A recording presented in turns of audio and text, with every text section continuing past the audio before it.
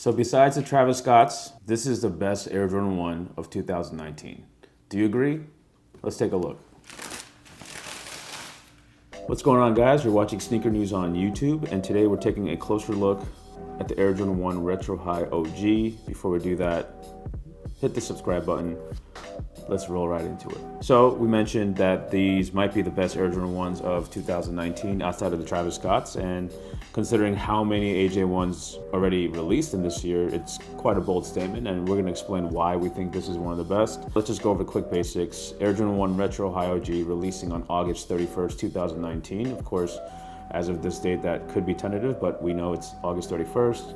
Retail price is $160, and it will drop in adult sizes as well as grade school sizes. Keep that in mind, and let's get going. Let's talk about the Air Jordan 1s in general before we get into this particular shoe. It's clearly the most important shoe right now for Jordan Brand. Within Jordan, there's an entire team dedicated to just the Air Jordan 1, and we're not talking about just the high OG. We're talking about Air Jordan 1 mids that are just releasing non-stop at this point. Of course, there's the Air Jordan 1 lows, there's the Air Jordan 1 low SBs that Eric Koston's doing, which we think are great. Air Jordan 1 is its own business, and right now it's really the only shoe that's consistently selling for the brand. Threes have kind of cooled off, fours have cooled off a lot.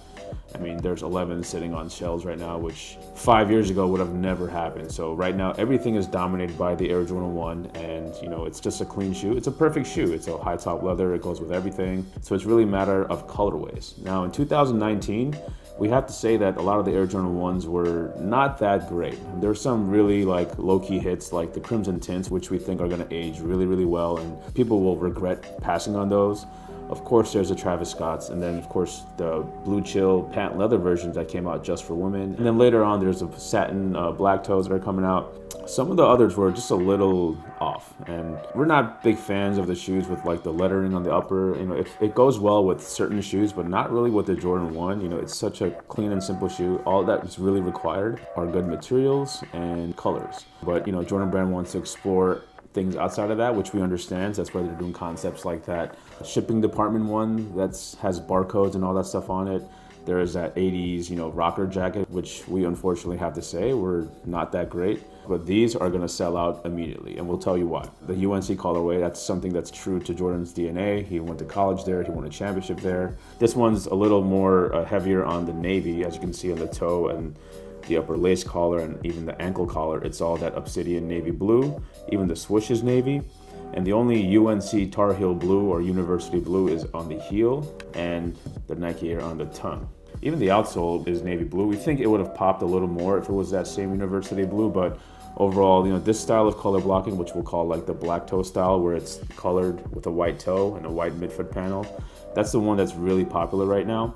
And we're glad that they kept this true to the OG. Even the materials are shattered backboard style. It's a nice tumbled, worn in sail. Sail is a really clean tone. We think there should be a little bit more UNC blue. It might have looked a little bit more UNC in our opinion if they chose white rather than a sail. Sail is a little bit more of a elegant color rather than a sporty color. It really fits well with the shoe, but we just think, again, if they used white instead of the sail, and if there's a little bit more UNC blue, it might pop a little bit more. But overall, it's a great colorway. We think these are going to sell out immediately. Just again, considering all the AJ1s that dropped in 2019, some of them were just, a little lackluster. They weren't too strong, but this is a colorway that we know it's going to get snatched up real quick. So yeah, that's pretty much it. It's in hand. It feels really, really good. Like we said, the leather is that nice, soft, tumbled, worn-in sort of feel. All OG style materials. Nylon tongue.